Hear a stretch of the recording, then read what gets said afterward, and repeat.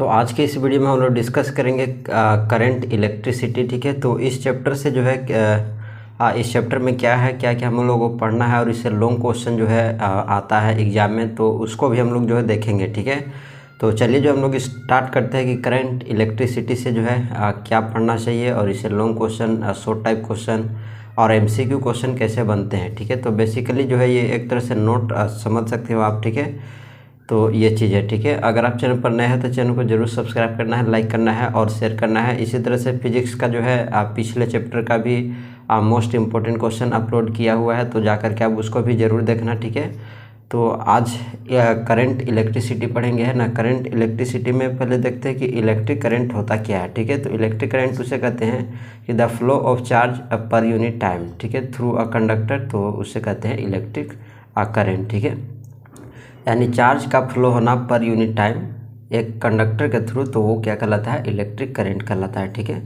तो कंडक्टर आपको पता है कि जो करंट जिससे पास होता है, ठीक है, जो भी चीज़ है जिससे अगर करंट पास होता है तो वो क्या होता है, कंडक्टर कहलाता है। इसको जो डिनोट किया जाता है आई से डिनोट किया जाता है इलेक्ट्रिक करंट को। ठीक है, तो आई इक्वल टू क्यू बटे टी लिखते हैं ना, या इसका यूनिट क्या हो जाता है, तो इसका यूनिट एम्पियर आप लिख सकते हैं। ठीक है, या ये लिख सकते हैं। ठीक है, डायमेंशन इसका ये होता है। ठीक है, तो ये चीज़ यहीं पर ये लिखा है ना, तो ये कोई कंडक्टर है। ठीक है, इसमें चार्ज है। ठीक है, ये आई करंट इसे फ्लो हो रहा है, ये ए है, बी है, इधर पॉजिटिव चार्ज है, इधर नेगेटिव है, यहाँ पर कोई सेल लगा हुआ है, तो फ्लो ऑफ चार्ज को जो है इसको डिनोट्स किया गया है। ठीक है, नेक्स्ट है क्वेश्चन है कि which conditions are required for a flow of electric current. ठीक है, तो क्या कंडीशन रिक्वायर होता है इलेक्ट्रिक करंट के फ्लो का। ठीक है, तो पहले है कि सबस्टांस कंडक्टर होना चाहिए, फिर डिफरेंट चार्जेज होनी चाहिए। ठीक है, और आपको पता है कि सिमिलर चार्ज, ठीक है, सिमिलर चार्ज एक दूसरे को क्या करते हैं, रिपेल करते हैं। ठीक है, और जो डिफरेंट चार्ज होता है वो एक दूसरे को क्या करते हैं, अट्रैक्ट करते हैं। ठीक है, तो ये चीज़ जो है आपको पता आप पहले से ही होगा। ठीक है, तो ये चीज़ ठीक है। उसके बाद देखो कि what's the direction of flow of charge and electric current, क्या होता है, तो निगेटिव से पॉजिटिव होता है। ठीक है, फ्लो ऑफ चार्ज क्या होता है, निगेटिव से पॉजिटिव। ठीक है, तो निगेटिव टू पॉजिटिव। ठीक है, अब जो है देखते हैं ओम्स लॉ। ठीक है, ओम्स लॉ क्या कहता है कि ओम्स लॉ जो है अकॉर्डिंग टू दिस लॉ, इस लॉ के अनुसार एट कॉन्स्टेंट टेम्परेचर, किसी कॉन्स्टेंट टेम्परेचर पर the potential difference between two terminal यानी two end point of conductor is directly proportional to flow of electric current. ठीक है, तो हमारा ओम्स लॉ क्या कहता है कि at constant temperature potential difference जो होता है, ठीक है, between two terminal of conductor, तो डायरेक्टली प्रोपोर्शनल होता है इलेक्ट्रिक करंट के फ्लो का। ठीक है, तो यहाँ पर अभी ये प्रोपोर्शनल टू क्या हो, डायरेक्टली प्रोपोर्शनल टू आई हो जाएगा। ठीक है, तो V is equal to R I होगा। अब यहाँ पर आर जो है वो रेजिस्टेंस है। ठीक है, तो भी अब is equal to I R. ठीक है, तो इस तरह से जो है ये ओम्स लॉ एग्जाम में पूछे जाते हैं, तो इसका अच्छा नोट्स है। ठीक है, कि इसको थोड़ा डिफाइन किया गया है, और ये जो है तो आपके नोट्स के लिए जो है ना ये बहुत ही अच्छा है। ठीक है, उसके बाद क्वेश्चन है कि how many factors affecting the resistance find its expression. ठीक है, तो यही चीज़ यहाँ पर अभी फैक्टर हम लोग देखेंगे। तो फैक्टर देखने से पहले रेजिस्टेंस क्या होता है उसके बारे में भी जानना चाहिए। ठीक है, तो रेजिस्टेंस को भी थोड़ा जानते हैं ना। रेजिस्टेंस क्या होता है कि those property found in any conductor, कोई भी प्रॉपर्टी जो है कंडक्टर में पाया जाता है which oppose the flow of electric current, जो इलेक्ट्रिक करंट के फ्लो को अपोज करता है। ठीक है, इसका ऐसा यूनिट ओम होता है। ठीक है, तो इसको ध्यान में रखना है ना। अब कौन कौन से फैक्टर है जो अफेक्ट करते हैं रेजिस्टेंस को, तो there are three factors affecting, है ना, इट। ठीक है, तो पहला है लेंथ ऑफ वायर यानी conductor, it is directly proportional to length to wire होता है, लेंथ ऑफ वायर होता है। ठीक है, तो आर जो है वो डायरेक्टली प्रोपोर्शनल है लेंथ ऑफ वायर, यहाँ पर एल है। ठीक है, और इसको इक्वेशन 1 मान लिए है। ठीक है, और नेक्स्ट है कि एरिया ऑफ ईरो सेक्शन ऑफ वायर। ठीक है, तो एरिया ऑफ ईरो सेक्शन ऑफ वायर, तो आर जो है और डायरेक्टली प्रोपोर्शन है आई बटे ए के। ठीक है, और ये जो है हमारा इक्वेशन सेकेंड हो गया। ठीक है, आगे जो है देखते हैं हम लोग, है ना। अब थर्ड है कि नेचर ऑफ वायर। ठीक है ना, नेचर ऑफ वायर, तो ये चीज़ अब ये क्या है कि it fully depends on nature of wire. ठीक है, मटेरियल, तो ये भी जो है अफेक्ट करता है रेजिस्टेंस को। उसके बाद temperature also effect resistance of fire. क्यों? चूँकि when temperature increase the length of fire तो आल्सो इंक्रीज, ठीक है। अब इक्वेशन 1 और 2 से देखें तो आर डायरेक्टली प्रोपोर्शनल क्या होता है, L/A के, है ना। तो आर इक्वल टू क्या हो जाता है, ये रजिस्टिविटी का है ना, ये रजिस्टिविटी है यहाँ पर, और इंटू L/A। तो ये जो है हमारा निकलता है, ठीक है। उसके बाद जो है एग्ज़ाम में ये भी पूछा जाता है कॉम्बिनेशन ऑफ रेजिस्टेंस, है ना। कॉम्बिनेशन ऑफ रेजिस्टेंस, तो पहला कॉम्बिनेशन है सीरीज कॉम्बिनेशन और सेकंड है पैरेलल कॉम्बिनेशन, ठीक है। तो ये क्या होते हैं इसको हम लोग जानते हैं, ठीक है। तो सबसे पहले सीरीज कॉम्बिनेशन क्या होते हैं, तो व्हेन 2 और more than 2 resistance are connected to each other, ठीक है। जब 2 या 2 से अधिक रेजिस्टेंस कनेक्टेड होते हैं एक दूसरे से, ठीक है, फ्रॉम इंड टू इंड, ठीक है, अंत से अंत तक, है ना, is called a series combination. तो उसको क्या कहते हैं, सीरीज कॉम्बिनेशन कहते हैं। क्या होता है इसको भी अभी जानेंगे, है ना, इसका फॉर्मूला ड्राइव करेंगे, ठीक है। क्या होता है कि in this combination the electric current is same. Electric current क्या होता है, सेम होता है, but potential difference in each resistance is difference, ठीक है। तो इसको जो है ध्यान रखना है। ये नोट्स एक तरह से आपको प्रोवाइड हो रहा है। ये नोट्स अगर आप एग्ज़ाम में लिख देते हो तो नंबर आपको मिल जाएगा, ठीक है। तो ऐसे भी आप अपने से भी समझ करके भी लिख सकते हो। ये भी नोट्स जो है ये भी काफ़ी अच्छा नोट्स है, ठीक है। तो सीरीज कॉम्बिनेशन के लिए देखो यहाँ पर ये बनाया हुआ डायग्राम है, ठीक है। यहाँ पर ये R1 है, R2 है, R3 है, और ये इसके नीचे V1 V2 और V3, ठीक है। ये हमारा करंट है ना, I इलेक्ट्रिक करंट है, और ये हमारा वोल्ट है, ठीक है, V, है ना। अब इन होल सर्किट, अब इस होल सर्किट में होगा क्या, सो आप समझो। तो अकॉर्डिंग टू ओम्स लॉ के अनुसार हमने क्या पढ़ा, V = IR। ये फर्स्ट हमारा समीकरण हो गया, ठीक है, इक्वेशन फर्स्ट। अब आ जाओ यहाँ पर 4R1, ठीक है। R1 के लिए क्या होता है, 4R1, ठीक है। तो V1 = क्या हो जाएगा, IR1, ठीक है। अब 4R2 के लिए क्या हो जाएगा, V2 = IR2, है ना। और उसी तरह से 4R3 के लिए क्या हो जाएगा, V3 = IR3, ठीक है। तो ये चीज़ होगा, और ये तीनों को जो है समीकरण हमने 2 रखा है, ठीक है, माना है। उसके बाद हम जानते हैं, क्या जानते हैं कि वी नो, है ना, V = जो होता है V1 + V2 + V3 के इक्वल होता है, ठीक है। तो V मतलब IR, ठीक है। तो IR यहाँ पर रख दिए, V1 मतलब IR1, और V2 मतलब IR2, और V3 मतलब IR3, ठीक है। ये कहाँ से हुआ, तो यूज 1 एंड सेकेंड का हमने इक्वेशन का यूज किया है, ठीक है। अब यूज करने के बाद क्या होगा कि यहाँ पर जो I है इसमें से तीनों में से कॉमन बाहर निकलेगा, तो I और I ख़त्म हो जाएगा, तो R = जो है R1 + R2 + R3, ये हमारा हो जाता है सीरीज कॉम्बिनेशन, ठीक है। उसी तरह से पैरेलल कॉम्बिनेशन है, ठीक है। पैरेलल कॉम्बिनेशन में क्या होता है वो भी आप देख लो, ठीक है। इसका देखो क्वेश्चन इस तरह भी अगर पूछेगा ना तो आप ये आंसर लिखना है ना। क्वेश्चन क्या है कि find the expression for equivalent resistance of parallel combination of resistance, ठीक है। तो इसका आंसर आप ये लिख सकते हो, ठीक है। देखो इसमें क्या होता है पैरेलल कॉम्बिनेशन में, पैरेलल कॉम्बिनेशन में होता है कि व्हेन 2 और मोर देन 2 रेजिस्टेंस, जब 2 या 2 से अधिक रेजिस्टेंस कनेक्टेड होते हैं एक दूसरे से, तो फ्रॉम अ स्टार्टिंग पॉइंट से एंड पॉइंट, है ना, इज कॉल्ड पैरेलल कॉम्बिनेशन। तो उसको जो है पैरेलल कॉम्बिनेशन कहते हैं, और ये एग्जाम में पूछे जाते हैं। ऐसा नहीं है कि नहीं पूछे जाते हैं, आप पहले का प्रीवियस ईयर क्वेश्चन उठा करके देखो क्वेश्चन पेपर, तो ये सीरीज कॉम्बिनेशन, पैरेलल कॉम्बिनेशन आपको जरूर मिलेंगे, ठीक है। तो ये चीज़ है, ठीक है। अब इसमें क्या होता है कि in this combination potential difference same होता है, और इसमें इलेक्ट्रिक करंट डिफरेंस होता है। यहाँ पर इलेक्ट्रिक करंट जो है सेम हुआ था, लेकिन पोटेंशियल डिफरेंस जो है डिफरेंस हुआ था, ठीक है। और यहाँ पर electric current same, potential difference. यहाँ पर पोटेंशियल डिफरेंस सेम, और यहाँ पर इलेक्ट्रिक करंट डिफरेंस। तो ये याद रखने का एक तरीका बहुत अच्छा है कि ये एक दूसरे के अपोजिट होते हैं ना। इलेक्ट्रिक करंट इसमें सेम होता है, इसमें डिफरेंस होता है, इसमें पोटेंशियल डिफरेंस होता है, इसमें जो पोटेंशियल डिफरेंस सेम होता है। तो ये चीज़, ठीक है। अब जो है आगे चलते हैं, और इसके लिए जो है इसके लिए भी फार्मूला देखते हैं, ठीक है। तो यहाँ पर आप देख सकते हो, है ना, ये इसके लिए जो है डायग्राम बना हुआ है, ठीक है। तो ये जो है ना, ये R1 है, R2 है, ठीक है, और ये R3, और ये जो करंट पास हो रहा है I1, ये I2 है, और ये I3, ठीक है।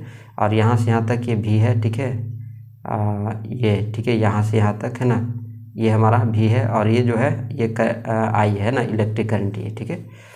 तो ये चीज़ है। अब इसको इसके लिए क्या हो जाता है कि इस पूरे सर्किट को देखने के बाद क्या पता चलता है कि अकॉर्डिंग टू ओम लॉ के अनुसार हम जानते हैं V equal to I R होता है। तो I इक्वल टू क्या हो जाएगा, V बट्टे आर होगा, ठीक है। I इक्वल टू क्या हो जाएगा, अब V बट्टे आर, ठीक है ना। अब V इक्वल टू आई बट्टे आर है तो I इक्वल टू V बट्टे आर, ठीक है। तो हम इसको इक्वेशन 1 मान लेते हैं, ठीक है। इक्वेशन यहाँ पर 1 है। अब फॉर R1 के लिए क्या लिखेंगे, तो I1 इक्वल टू V बट्टे R1 होगा, ठीक है। उसी तरह से I2 के लिए V बट्टे R2 होगा और I3 के लिए V बट्टे R3 होगा। ये तीनों को समीकरण जो है सेकेंड मान लिया गया है। अब जो है, अब हम जानते हैं, क्या जानते हैं, वी नो क्या कि I इक्वल टू जो था I1 प्लस I2 और I3 होगा, ठीक है। यहाँ पर तीनों को अगर देखा जाए तो है ना, तो I के बदले क्या, V बट्टे आर यहाँ पर लिखा। I1 के लिए V बट्टे R1, V बट्टे R2, V बट्टे R3, ठीक है। और ये जो है इक्वेशन फर्स्ट और सेकेंड का यूज किए हैं, ठीक है। अब इससे क्या होगा कि भी जो ऊपर वाला है वो कॉमन मिल जाएगा। कॉमन मिलने के बाद भी खत्म, तो 1 बट्टे आर इक्वल टू 1 बट्टा R1 प्लस 1 बट्टे R2 प्लस 1 बट्टे R3, ठीक है। अब ये जो हो गया, इसका फॉर्मूला भी जान गए, इसका डायग्राम भी हमने जान लिया इसको, है ना।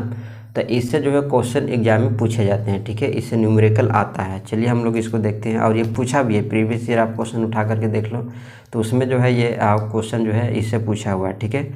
तो क्वेश्चन क्या रहता है, से आप देख लो, है ना। क्वेश्चन रहेगा कि the resistance of any conductor substance is R1 है, तो it is derived into 5 equal part, है ना।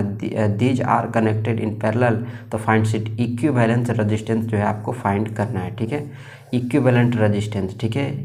तो चलिए हम लोग इसको देखते हैं कि अब इसका सोल्यूशन बनेगा कैसे। तो देखो, रेजिस्टेंस जो होता है प्रत्येक पीस का, इसमें क्या है, R/5 है, ठीक है ना।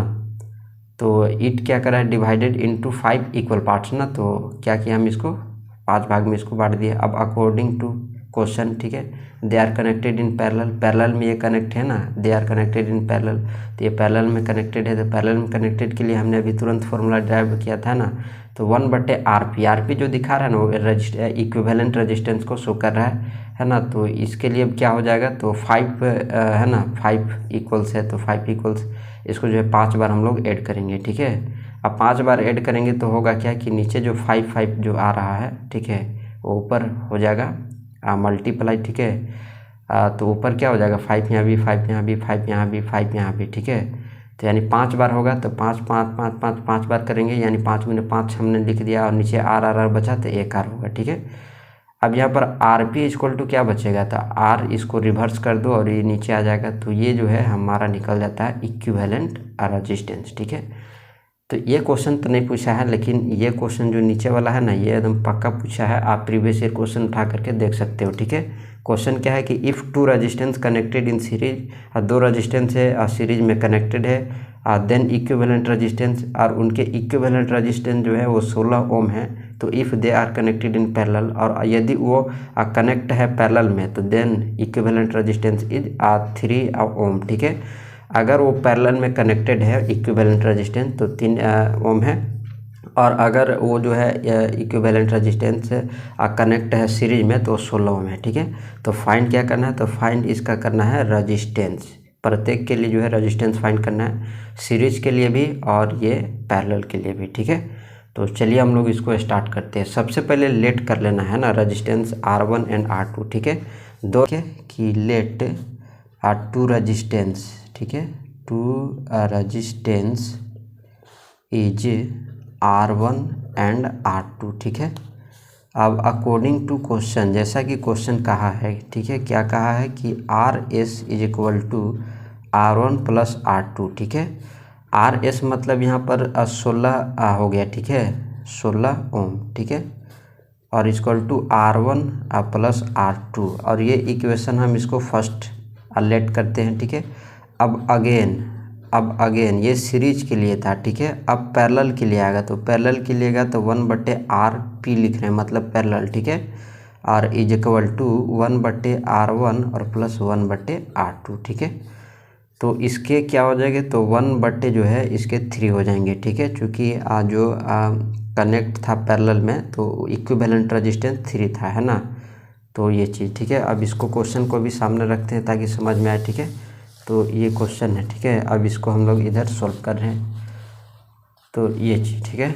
अब यहाँ पर जो है 3 है, तो यहाँ पर क्या हो जाएगा कि 1/R1 है ना, और R2, तो यहाँ पर R2 + R1 होगा। ठीक है, हमने एलसीएम लिया। ठीक है, और एलसीएम लिया तो यहाँ पर बताओ R1 है ना, R1 और R2 का वैल्यू कितना ऊपर है, तो यहाँ 16 है। ठीक है, तो अगर हम यहाँ पर वैल्यू इसका पुट कर दे तो 16/R1 × R2। ठीक है, तो R1 × R2 इससे क्या निकल जाएगा, तो 16 × 3 हो जाएगा। ठीक है, तो 16 × 48, तो ये हमारा इक्वेशन जो है सेकेंड हो जाएगा। ठीक है, ये हमारा R1 × R2 निकल गया 48। ठीक है, अब जो है हम दोनों इक्वेशन से चलते हैं आगे। ठीक है, तो दोनों इक्वेशन से आगे चलते हैं। तो अब इससे क्या होगा कि अब हम जानते हैं, क्या जानते हैं कि a - b का होल स्क्वायर जो होता है a + b के होल स्क्वायर और -4ab होता है। ठीक है, तो ये चीज़ होता है ना, फॉर्मूला एक तरह से है। अब इसी पर जो है हम लोग बनाएंगे इसको। ठीक है, तो इतना आ गया है R1 × R2 = 48 आ गया है ना, और R1 + R2 = 16 ओम है। ठीक है, तो इसके लिए हम इसको यूज कर रहे हैं। ठीक है, देखना यहाँ पर, तो यहाँ पर A जो है वो R1 है और B जो है R2 है। ठीक है, तो इसको स्क्वायर कर दिए, और उसके बाद R1 + R2 का भी होल स्क्वायर हो गया, और -4 × R1 × R2। ठीक है, अब यहाँ R1 - R2। ठीक है, तो R1 - R2 का जो वैल्यू है अभी नहीं पता है, चलिए हम लोग इसको रखते हैं। तो R1 + R2 का वैल्यू जो है हम जानते हैं 16 है, तो 16 के स्क्वायर हो जाएगा और × 4 हो जाएगा, और R1 और R2 का वैल्यू हम लोग जानते हैं 48 होगा, तो ये 48 यहाँ पर आ गया। ठीक है, अब 16 के स्क्वायर 256 होता है, और इसको मल्टीप्लाई आप करोगे तो 32 के 2 होगा और 3 बचेगा, 16 और 3 19 होगा। ठीक है, इसको आप घटाओगे तो ये आएगा 4 आएगा। ठीक है, और ये 15 में से जाएगा तो 6 बचेगा और 1 बचेगा 0। ठीक है, यानी R1 - R2 के होल स्क्वायर कितना आ गया, 64 आ गए। तो इससे R1 - R2 आपको पता चल जाएगा, तो कितना आएगा, इसके ऊपर अंडर रूट चढ़ जाएगा। ठीक है, तो अंडर रूट चढ़ेगा तो 8 आएगा। ठीक है, तो इससे कितना आया, 8 आया। ठीक है, तो इससे कितना आया, 8 आया। ठीक है, अब इससे जो है अब आगे बनाते हैं। ठीक है, तो 8 आया। ठीक है, अब 8 आने के बाद जो है हम इसको क्या करते हैं कि इक्वेशन जो फर्स्ट था, ठीक है, और सेकेंड, ठीक है, उससे हम क्या करते हैं कि R1 + R2 कितना था, 16, और R1 - R2 कितना निकला, 8। तो दोनों को हम जोड़ेंगे, तो क्या होगा, ठीक है, तो ये R2 ख़त्म हो जाएगा, और 2R1 = कितना हो जाएगा, तो 24 हो जाएगा। अब R1 = कितना हो जाएगा, 24/2 यानी 12 इसके आंसर हो जाएंगे। ठीक है, तो ये R1 हुआ। ठीक है, अब इसी को पुट कर देते हैं, पुट इन इक्वेशन फर्स्ट। ठीक है, तो इक्वेशन फर्स्ट में क्या है कि R1 + R2 = 16 है। ठीक है, तो इसमें R1 का वैल्यू कितना है, 12 और प्लस R2 कितना हो जाएगा, 16। तो R2 = कितने हो जाएंगे, 16 - 12, तो R2 = कितना हो जाएगा, हमारा 4 जो है आंसर आ जाएगा। ठीक है, तो ये हमारा जो है फाइंड हो गया है ना, तो ये हमारा बन गया। इसी तरह के क्वेश्चन जो है एग्ज़ाम में ये पूछा हुआ क्वेश्चन है, प्रीवियस ईयर क्वेश्चन आप देखोगे तो ये क्वेश्चन है, और एक ये भी क्वेश्चन है। ठीक है, तो इस तरह के क्वेश्चन जो है पूछे जाते हैं एग्ज़ाम में। ठीक है, अब जो है हम लोग आगे चलते हैं। इस क्वेश्चन जो है आप इसको बनाना, तो कि इसका आंसर क्या आता है। 2 रजिस्टेंस से कनेक्ट है सीरीज में, है ना, एक है 25 है ना, 25 ओम है, और दूसर का है 4 ओम। ठीक है, इसी पर जस्ट बनेगा। ठीक है, इसी पर जस्ट ये क्वेश्चन जो है बनेगा। ठीक है, कुछ करना नहीं है, R1 और R2 2 रजिस्टेंस को लेट करना है, अकॉर्डिंग टू क्वेश्चन चलना है। जैसे मैंने बताया है वैसे ही हूबहू जो है ये क्वेश्चन उसी पर बनेगा। ठीक है, तो ये चीज़ है, और यहाँ पर आप रखते जाना, और जितना बताया गया है वैसे ही आप बनाओगे तो ये जो है क्वेश्चन बन जाएगा। ठीक है, तो इसको आप बना करके जो है आप बताना कमेंट बॉक्स में कि इस न्यूमेरिकल का जो है आंसर कितना आया है। ठीक है।